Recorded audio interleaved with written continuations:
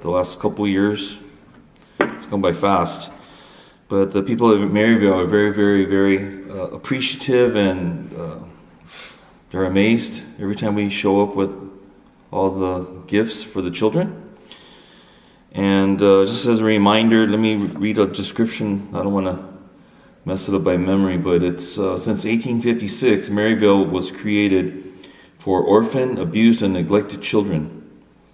And then it evolved through the years into a social welfare organization nurturing traumatized youth in the foster care system. Also, I have some pamphlets here. I'll have them downstairs, and if you want to take a look at them, they're here just kind of explaining more of their programs.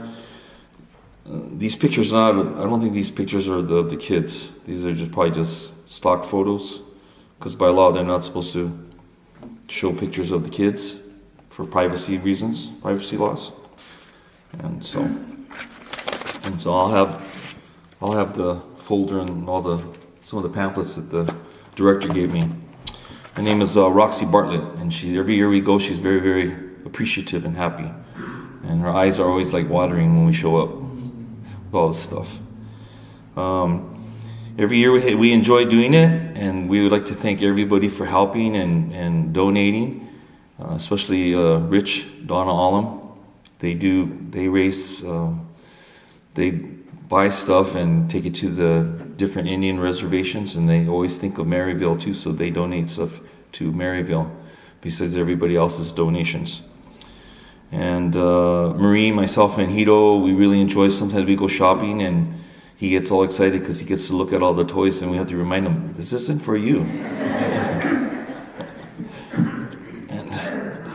And then when we start piling everything up in the living room, and then plus I always think about every day, technology is so amazing now with Amazon and the internet and Amazon Prime.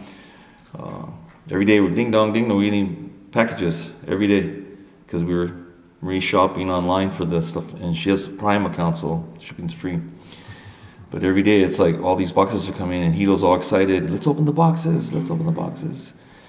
And we started piling up in the living room, and pretty soon all these toys and clothes are all over the living room, and he's looking at it and I tell him, don't get any ideas. You have your own. But he understands and he appreciates what the church is doing for the kids over there. So and once again, on behalf of Marie, Hito, myself, and Gedatsu Church, we want to thank all of you for donating to the Maryvale Project. Also, Marie and I were talking about it. There's another part of if you're not remember when I explained it the first time, Maryvale is a organization that takes care of these children and through the foster care system. And there's usually about 12 boys between the ages of 5 and 12, 12 girls between the ages of 5 and 12, and then there's 30 or 40 high school girls, junior high school. And all those children, there's about 70 to 80 kids or more. And every school day, the kids are bused to different schools, not to one school, because one school could not handle taking care of all those kids, because they all have physical and emotional needs because of all their emotional problems. So one school would not be able to handle that. So they bus them to like 20 different schools. And I was like, wow. When she told us that, Marie and I looked at each other like, wow, how did they do that? They have buses coming in and going and taking kids to school. So it's really amazing what they do there. But anyways, getting back to Marie and I were talking that because Roxy Bartlett, the program manager there, suggested to us, she mentioned to us, because we asked her, what else do you need?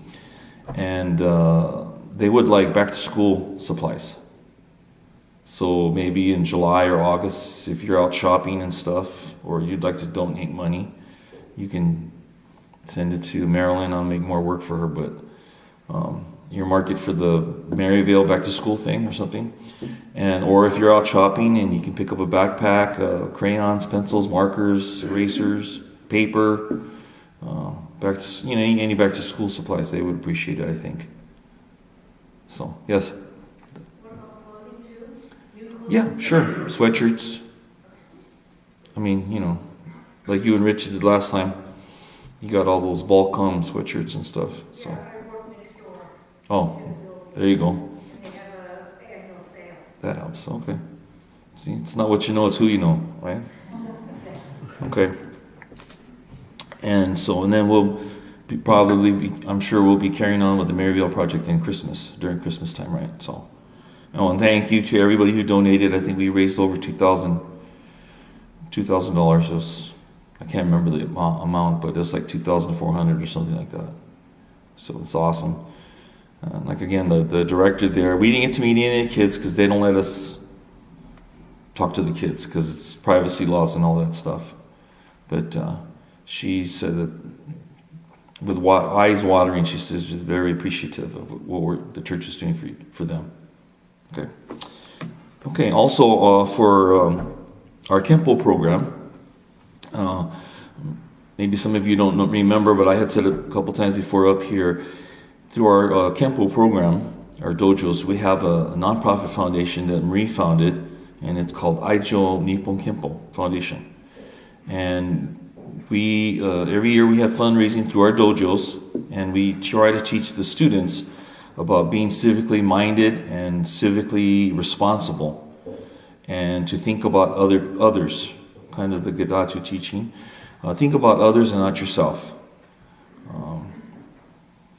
The three worst words is me, me and I. Those are the two worst words, I should say. And the two worst words, the two best words are us and we.